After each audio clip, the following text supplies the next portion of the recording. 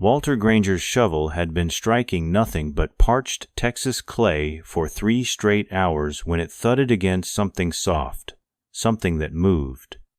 A ragged cry seeped up through the loose soil, freezing the 58-year-old rancher in midswing. His cattle were dying, his well had gone dry, and creditors were due next week.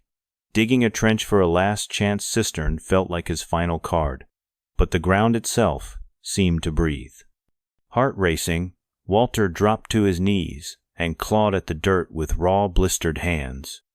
First came a scrap of pale fabric, then a shock of white hair, and finally the filth-streaked face of a girl, her skin so fair it glowed even under the dust. She gasped for air, eyes wide with terror, and Walter realized she'd been buried alive. In a hoarse whisper, she croaked her name, Lila Rayburn, 14, born with albinism, before collapsing into his arms, turning Walter's desperate dig for water into a fight for a stranger's life. Walter cradled the girl's frail body against his flannel shirt, stunned by how light she felt, no heavier than a feed sack of alfalfa butt. It was her appearance that struck him dumb. Snow-white lashes fluttered above irises so pale they caught the afternoon glare like opal glass, and her skin, now mottled crimson from clawed-away dirt, carried the translucent sheen common only to people with albinism. Even caked in mud, she looked like a porcelain figurine carelessly tossed into a ditch. Walter had spent his entire 58 years on the high plains. He'd seen prairie fires swallow homesteads and watched cowhands freeze solid during blue, northern blizzards, yet he'd never pulled a living soul out of the ground. Lila Rayburn shivered violently, her breath hitching in shallow spurts that sounded more like sobs than air.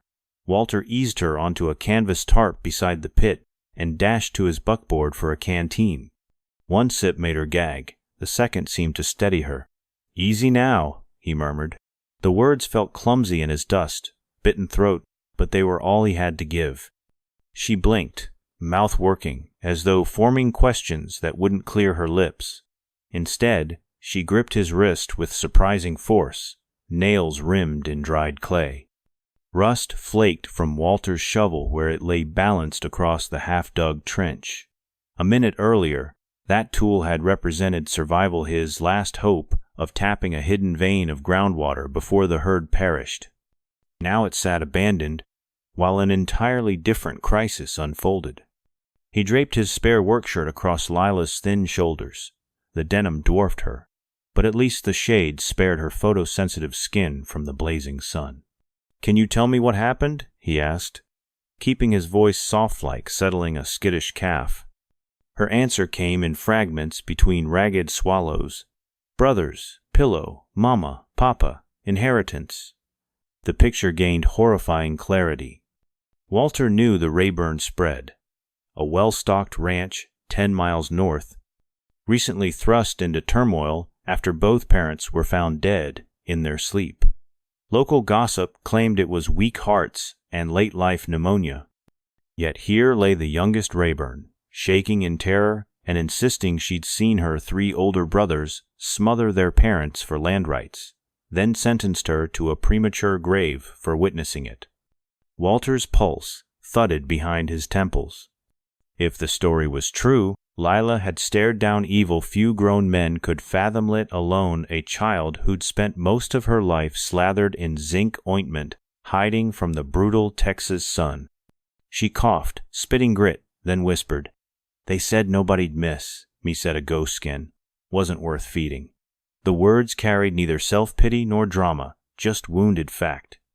Walter swallowed hard, remembering nights his own neighbors studded sentences with the same cruelty whenever someone looked different or spoke with an accent. He scanned the horizon. Heat shimmered above mesquite scrub, but no riders yet. A glance at the sun told him it was just past 3 o'clock, maybe 2 hours until dusk. If Lila was right, the Rayburn boys would soon return to verify her demise. Walter's failing ranch had given him ample reason to despair. Yet suddenly, every unpaid bill, every withered patch of grass, felt trivial next to the pale child trembling beside a hole meant to swallow her. He'd set out to rescue cattle. Instead, Providence had handed him a far more urgent rescue. Taking a steadying breath, Walter folded the tarp around Lila like a sling, lifted her in both arms, and started the half-mile trek to his cabin Ivory step, a vow that, whatever tomorrow's troubles held, the girl who rose from the grave would not face them alone. Walter's cabin, a one-room shack of sun-bleached cedar, sat wedged between two live oaks at the edge of a dry arroyo.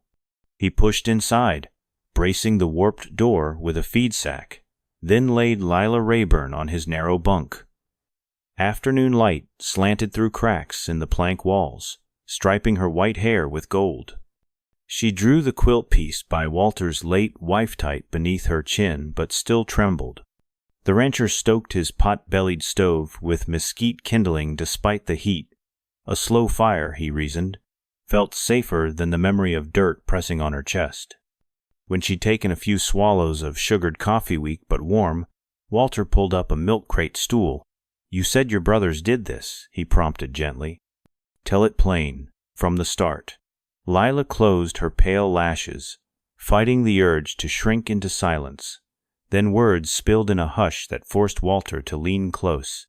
2 months earlier, on a night that baked even the porch boards to 90-degree Fahrenheit, the Rayburn house had worn the hush of midnight when Lila ventured to the kitchen for a glass of water. Through the cracked pantry door she saw her eldest brother, Clayton, pressing a feather pillow over their father's face while Roy pinned the old man's arms. Eli, the youngest of the 3 sons but still twice Lila's age, guarded the hallway with Pa's Winchester cradled in nervous hands. Their mother woke from coughing in the adjoining bedroom. Before she could cry out, Roy smothered her too. "They worked quick," Lila whispered, staring at the rafters as if the story were carved there. Like branding Cavesno talk, no mercy. When the parents lay still, Clayton hushed the others. They'd claim heart failure, 2 souls passing peacefully on the same night. No doctor in 10 counties would question the richest ranch family for miles. The official death ledger would close, and the Rayburn spread 8,600 acres of mesquite, cedar, and a spring-fed Lakewood deed to the brothers immediately. Lila, hidden in shadow, gripped the pantry shelving so hard her knuckles bled. She told no one until dawn, when Clayton found her staring too long at the pillow-creased bed. "You saw," he said, a statement, not a question. By sundown, the conspiracy hardened. Eli fetched a shovel, Roy saddled the horses, and they led Lila to the south pasture under pretense of a cattle count. When she begged, Clayton's reply was chilling. "A goat-skinned sister is worth less than 1 healthy steer." The brothers dug a shallow grave near a dry creek bed, forced her to lie down, and shoveled dirt until the world dimmed to black. She clawed upward until Walter's shovel struck her arm. Walter set his tin cup down, fingers trembling. He knew greed. He'd bargained cattle prices his whole life. But burying a sister because her pale skin made her market worthless, that was a rot deeper than drought or debt. "Did anyone else hear or see?" he asked. Lila shook her head. Their ranch hands had been dismissed for the night. Even the cook had gone to a church revival 2 towns over. "It's just us," she whispered, "and maybe 2 hours till Clayton rides back to make sure I'm dust." Walter's gaze drifted to the window. The sun hovered an inch above the chaparral ridge, throwing copper light across prairie grass. His .45 -70 rifle rested on a wall peg, 5 cartridges in the loading block. He hadn't fired it since last deer season, but the lever still cycled smooth. He rose, tension pulling at his aching shoulders, and fetched the weapon. Lila's eyes widened. "You can't fight them alone," she said, voice thready but urgent. Walter checked the sights, then knelt so their faces were level. "I'm an old cowhand," he murmured. "I've stared down blizzards, rustlers, and a banknote with more zeros than cattle on my range. 3 cowboys drunk on greed aren't the worst storm I've seen. He pressed a hand to her bandaged fingers. But I won't hads or poor, so we'll stack 'em better. He outlined a plan, simple as a trail map. Barricade the door with feed barrels, pour lamp oil on the porch to make the first step slick as ice, and keep Lila low behind the stove while he took a stand at the window. If shooting started, she would crawl through the root cellar hatch and sprint barefoot or natto the cottonwood draw, following the dry creek south until she reached Old Man Callahan's place 3/4 of a mile away. Callahan, a Civil War medic, would hide her while Walter bought timer paid the price. Lila tried to protest, but Walter firmed his grip. "I dug you out of one grave," he said, voice steel. "I don't aim to let those boys shovel you into another." Outside, a hush settled over the prairie, heavy with cicada buzz and the promise of coming hoofbeats. Inside, a rancher and an albino girl bound by chance and a shovel's blade prepared to turn a desperate rescue into a stand for truth neither of them could have imagined at sunrise. The sun slid lower an orange disk, brushing the far ridge end. Walter felt every minute peeling away like bark under a draw knife. He dragged 2 50-pound feed barrels across the warped pine floor, wedging them tight against the front door. Lila, propped on a stool, cradled a stoneware mug of beef broth he'd warmed on the stove. Each sip steadied her tremor, yet Walter could see how every clatter of tin or thump of barrel made her flinch. He kept talking, not to fill silence, but to stitch courage between them. "Porch runs 10 feet, he said, checking the wind through a 1/2-inch crack in the shutters. "Boards are dry as tinder. Lamp oil'll turn 'em slick, maybe even flame if they shoot first." He uncorked a squat can of kerosene and sloshed a shimmering trail from doorstep to rail, the fumes sharp as turpentine. Back inside, he stacked his remaining cartridges .45 -70 government rounds, long enough to rattle a man's teeth on the sill beside the Winchester. He hadn't fired at anything but jackrabbits in years, but a rifle's patience is forever. The lever cycled with a metallic promise that calmed his pulse. Lila eased off the stool, quilt still draped around her shoulders. "Can I help?" she asked, voice steadier than before. Walter handed her a half-full canteen and 3 corn pones wrapped in oilcloth. "Pack these in the root cellar hatch. If shooting starts, you'll need water and food for the run." She nodded, albino lashes almost luminous in the gloom, and limped toward the trapdoor. Watching her vanish beneath the floorboards, Walter felt an unexpected swell of protectiveness, part fatherly, part brotherly, wholly fierce. He'd buried a wife and 1 stillborn son on this unforgiving ranch. He would not add Lila Rayburn to the list of graves.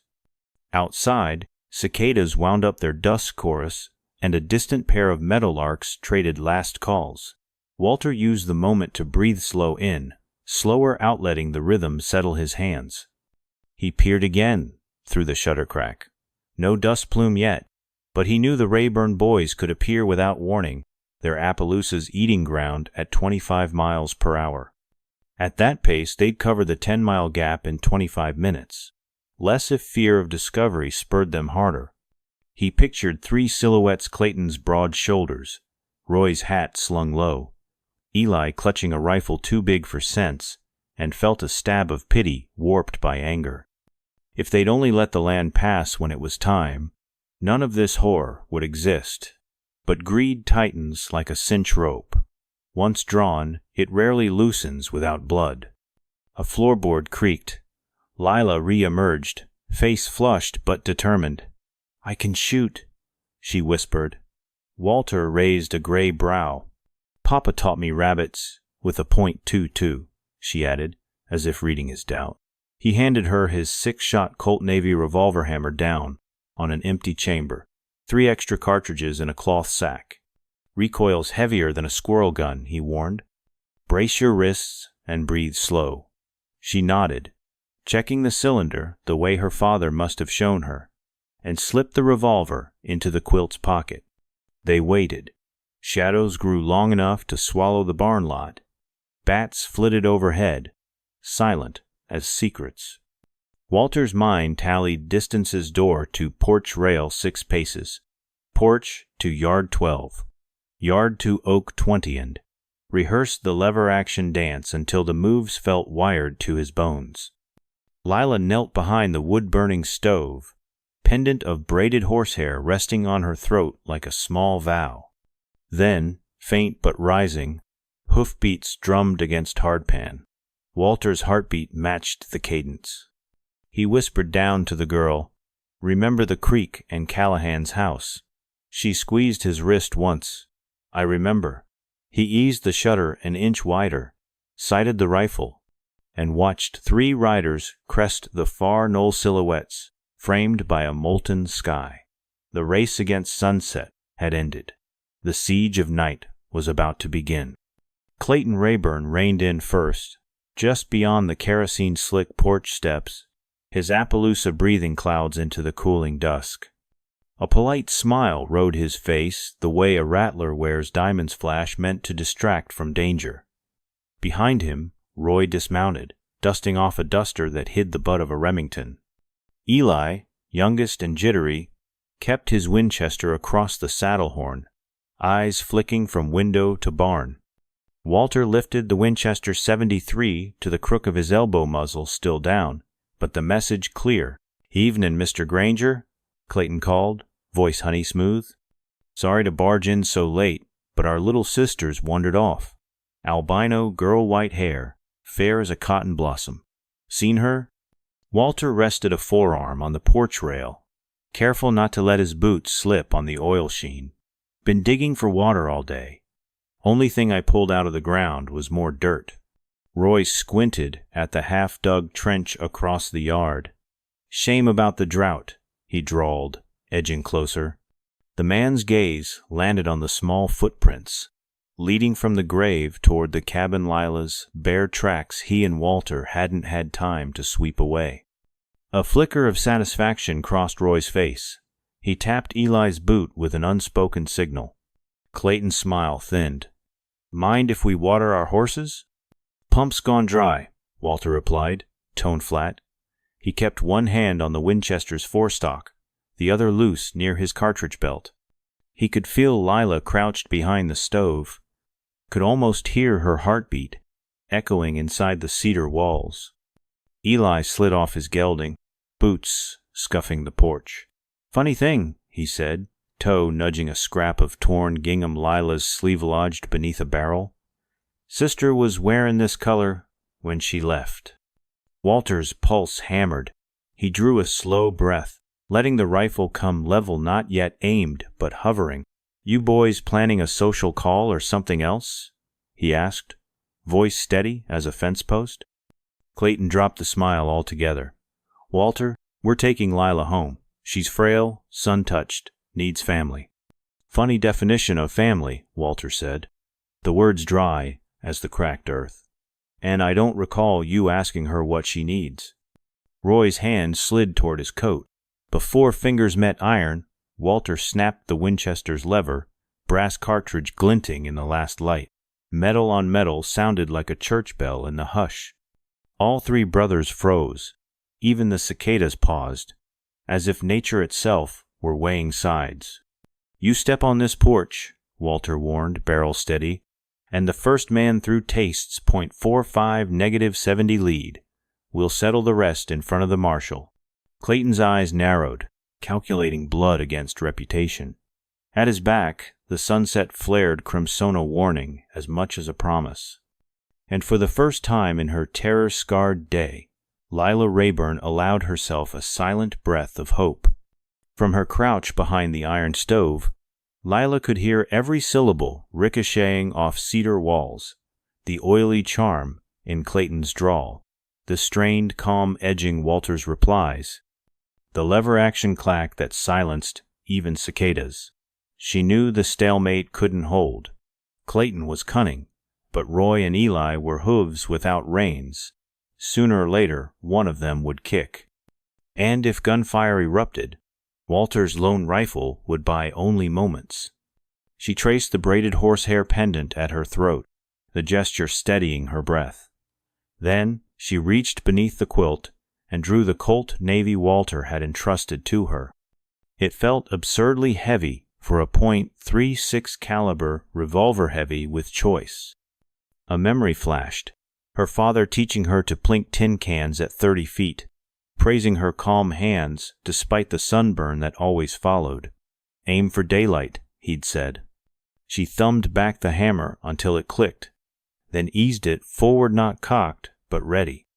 Outside, Clayton was talking again, his patience icing over. "Walter, we aim to search the place. If our sister's inside, she walks out on her own 2 feet. If she ain't, you've nothing to fear." Walter answered, voice low enough to vibrate through the floorboards. "I fear greed dressed up as kin. That's plenty." Roy spat into the dust. "Enough jawin'."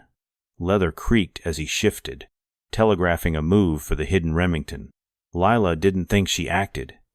With a shove, she edged the stove aside, popped the trap latch, and stood in the doorway before Walter could utter a warning. 3 heads snapped toward her, each Rayburn brother's face registering shock, then calculation. Even Walter blinked relief mixed with dread. The kerosene lamp on the wall cast Lila in a halo of amber, turning her white hair into river-lit cotton. She kept the Colt pointed at the porch floor, but her eyes held steady on Clayton. "Back away from him," she said, voice raw but carrying. "I won't let you bury anyone else." The brothers froze, sizing up the threat. A 14-year-old girl, skin glowing in kerosene light, seemed no match for 3 hardened ranchers. Eli offered a shaky laugh. "Lila, you'll blister under the moonlight if you stand there long." "I blistered alive. Under dirt you shoveled." Her words sliced the desert air. She lifted a folded paper from the quilt pocket with her free hand. "This is every detail of what you did to Mama and Papa. I copied it twice. You kill me, and those copies reach the marshal in Abilene." Roy barked, "You lie." "Do I?" She met his stare, pivoted, and rolled the revolver cylinder enough for them to see it loaded. "Try me." Clayton's mouth twitched not fear, but respect for a bluff well played. "Where'd you hide 'em?" he asked, tone almost conversational. "In hands more honest than yours," she answered. "Now step off that porch." Walter seized the opening, angling his Winchester fully into view. "You heard the lady." For a breathless moment no one moved, the scene suspended like dust motes in lamplight. Then Eli's nerves betrayed him. His left hand drifted toward the Winchester slung across his saddle. Lila's thumb snapped the Colt's hammer back single action, ready to roar. Walter followed, lever clacking. Clayton flared one palm in warning at his younger brother, but Roy already slid a boot forward on the slick kerosene boards. The boot lost purchase. Roy pitched sideways, grasping for the porch rail. The sudden motion jerked all 3 brothers into shout and scramble, rifles rattling. Walter's voice cut through the chaos. "Enough!" But the powder keg was lit. Each man's muscles tightened for the draw that would paint dusk with fire. Lila steadied her aim, heart hammering, mind reciting her father's rule. Breathe, squeeze, daylight. On the ridge beyond the yard, faint hoofbeats echoed. New set, faster, official. None of them turned yet, but the approaching thunder promised one thing. When the first muzzle flashed, the law itself would burst into view, and truth or death would decide whose story the prairie kept. Deputy Marshal Clint Harrison burst over the ridge, just as Roy Rayburn's boot skidded across the oil-slick porch. His lantern swung in one hand, revolver in the other, the tin star on his vest catching the last ember of sunset. Beside him rode Sergeant Louise, Lou Mercer, Spencer carbine balanced across the saddle horn. They took in the tableau at a glance. 3 nervous brothers on the ground, an older rancher braced in a doorway with a Winchester leveled, and, between them, a porcelain-pale girl holding a Navy Colt like she'd been born to it. "Holster every iron you own," Harrison barked, voice echoing off the oak trunks. He dismounted in one fluid motion, boots planting square on Walter's dusty yard. Mercer followed, carbine trained on the Rayburn men. Clayton forced a genial smile that sat crooked on his lips. "Evening, Deputy.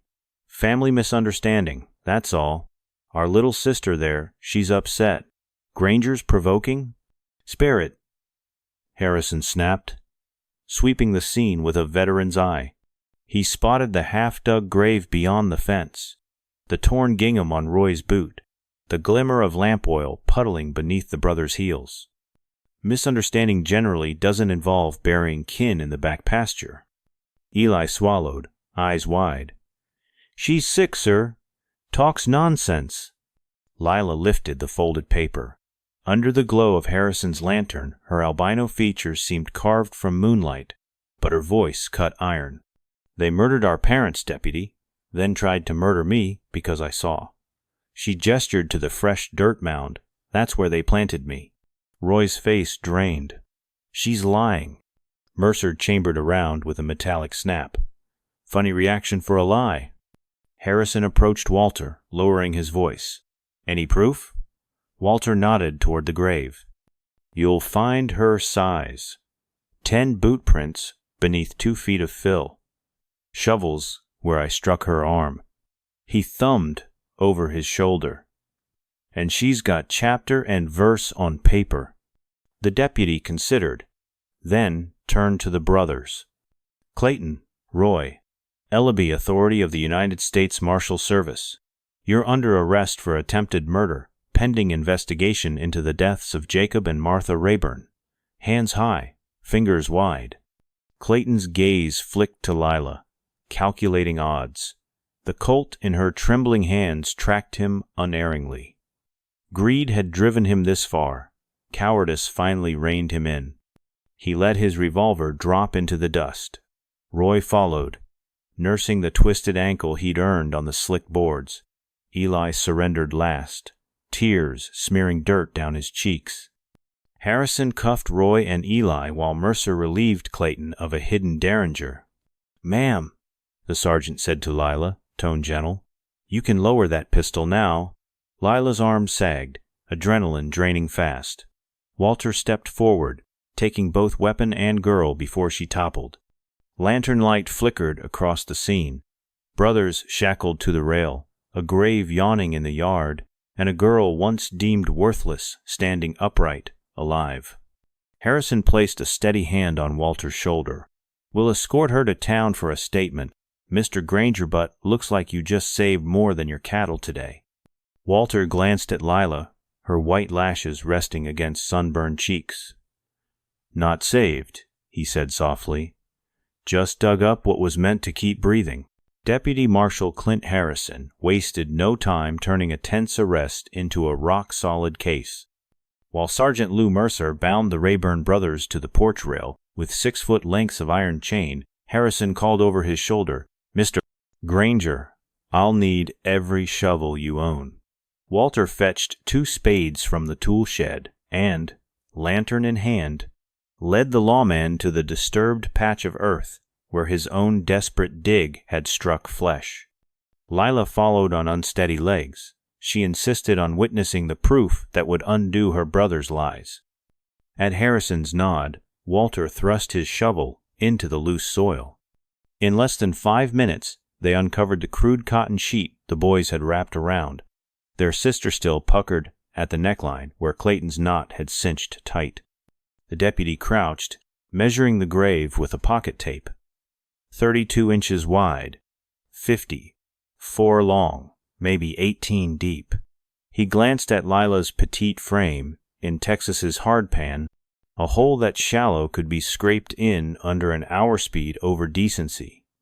Mercer photographed the scene with a boxy Eastman camera, flash powder sparking white against the dusk. Back at the porch, Clayton watched, jaw clenched, as each damning detail was catalogued. "You'll hang for this," he snarled at Harrison, trying to muster the swagger that had once bent half the county to his will. Harrison simply noted the threat in his logbook, then produced a leather-bound statement pad. "Miss Rayburn, your testimony starts now." The deputy's fountain pen hovered above the page as Lila, voice hoarse but clear, recounted the midnight murder spill oppressed, mother's gasp, Eli pacing with the Winchester. She detailed the brothers' whispered plan to sell off 10 square miles of pasture land once the estate transferred. Walter timed his breaths to her words. Each sentence landed like a branding iron on raw hide, yet Lila never wavered. Harrison tore off the signed statement, sanded the ink, and slid the page into an evidence satchel. "That's enough to hold them," he said. But then he surprised Lila by kneeling so their eyes met. "Child, your skin doesn't make you fragile, it just makes you rare. Remember that when the courtroom fills with stares." The kindness nearly buckled her knees, and Walter steadied her with a gentle hand. They loaded the brothers into a prison wagon.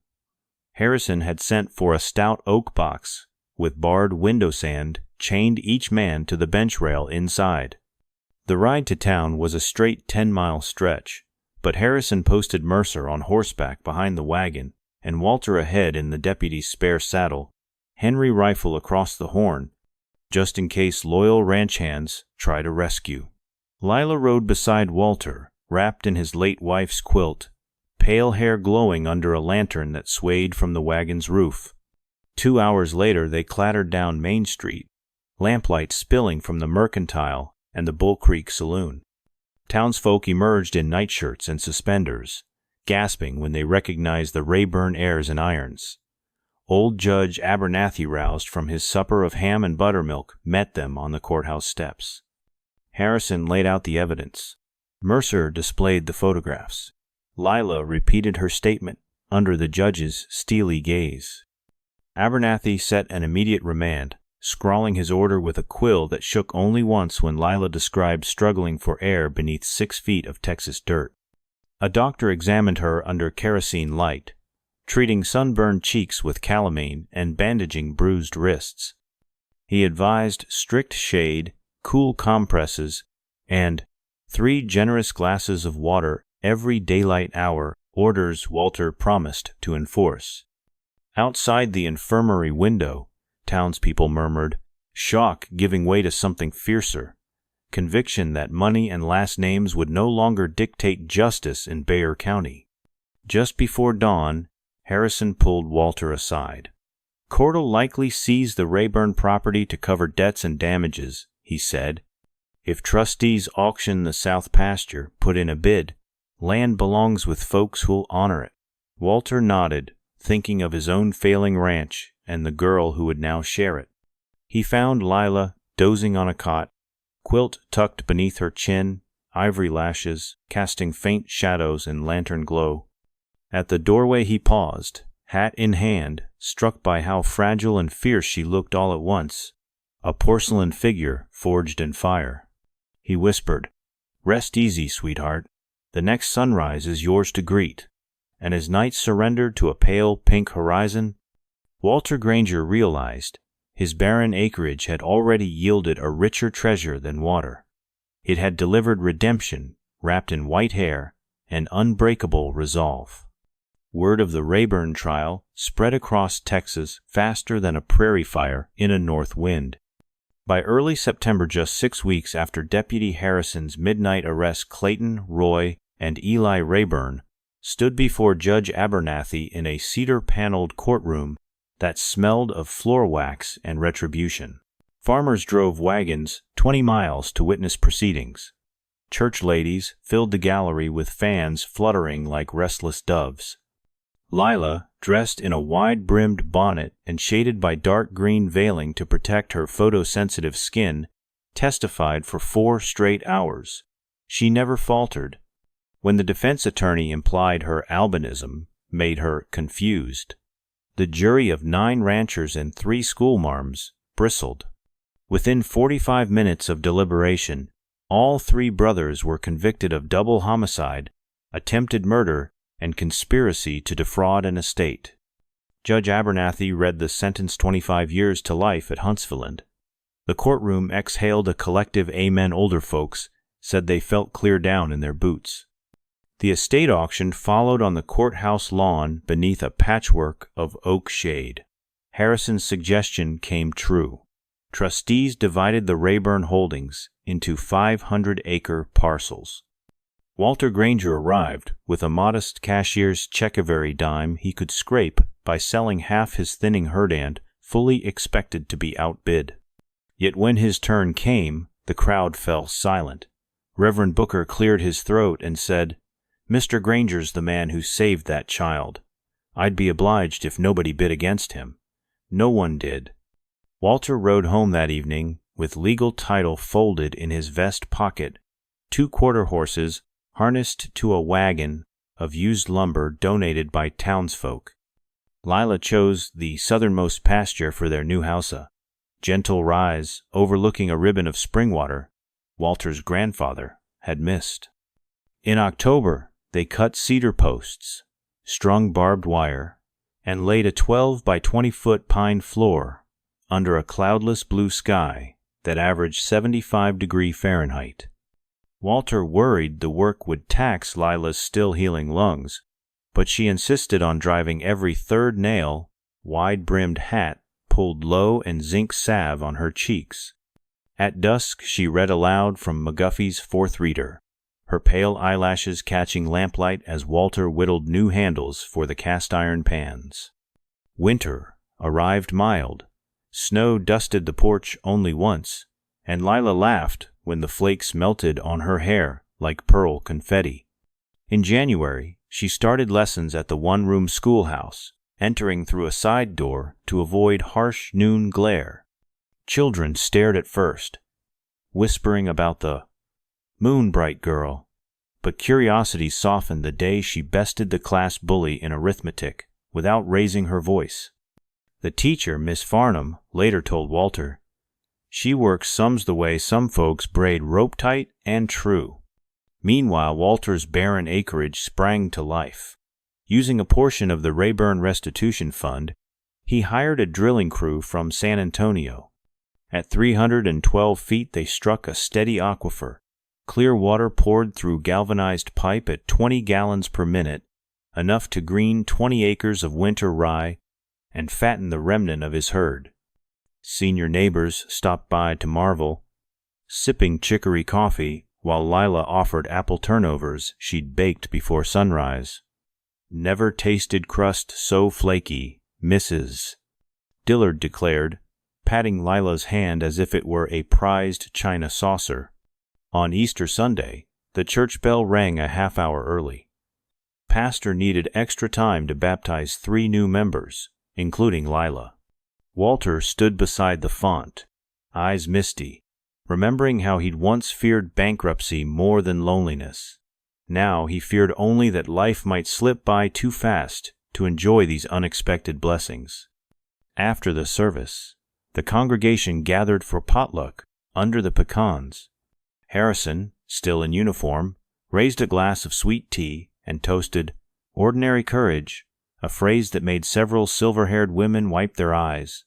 That evening, as the sun eased behind the mesquite hills and meadowlarks stitched music into the hush, Walter and Lila sat on their porch steps. The wind smelled of lilac and tilled soil. Lila rested her head on Walter's shoulder and whispered, "Storm's over." Walter squeezed her hand-calloused meeting, delicatine answered, "And the pasture's ours to tend." In the widening twilight, 2 figures owned grizzled, 1 ghost bright watched their shadows stretch across land, reclaimed from greed, proving that sometimes the deepest well a man can strike is the well of redemption dug by kindness and truth. 2 summers after Walter Granger's shovel struck living skin instead of lifeless clay, the once desperate ranch had become a patch of green in a county that still battled drought. On warm evenings, neighbors often drifted to the cedar plank porch to enjoy Lila's peach cobbler and to watch the albino teenager, now 16, strong, and sun-savvy beneath her broad hat teach a lamb to follow hand signals she'd learned in school. Folks marveled, that a girl who'd clawed her way out of a grave could laugh so easily, or that a widowed rancher on the edge of ruin could now lend seed to others. The answer wasn't luck, and it certainly wasn't wealth. It was the stubborn, ordinary choice Walter had made that blistering afternoon. When life hands you someone else's burden, you shoulder it anyway, because no one gets through hard years alone. That truth matters even more as the decades pile up. Many of us who tune in here each week have hauled our share of burden-swore rations, recessions, heartbreak, illness. We know the temptation to turn away when fresh trouble appears at the fence line. Yet Walter reminds us that an act of rescue might also rescue the rescuer. He set out to save cattle and wound up saving a child and, in so doing, salvaged his own sense of purpose. Lila reminds us that the darkest soil can nurture strongest roots. Her scars did not vanish, but they no longer owned her story. Together they prove that you are never too old, too poor, or too scarred to grow something good on ground once believed barren. If this tale stirred a memory, perhaps of a neighbor you helped, or one who helped you, share it below in the comments. Your experience could plant hope in someone else's drought-stricken season. And if you'd like more frontier stories where everyday grit meets unexpected grace, tap subscribe and ring the bell. We publish a new story every week long enough to savor with a cup of decaf, real enough to remind us that courage doesn't retire just because we collect Social Security. Until next time, keep your shovels handy. You never know what or who might be waiting for daylight beneath the dust.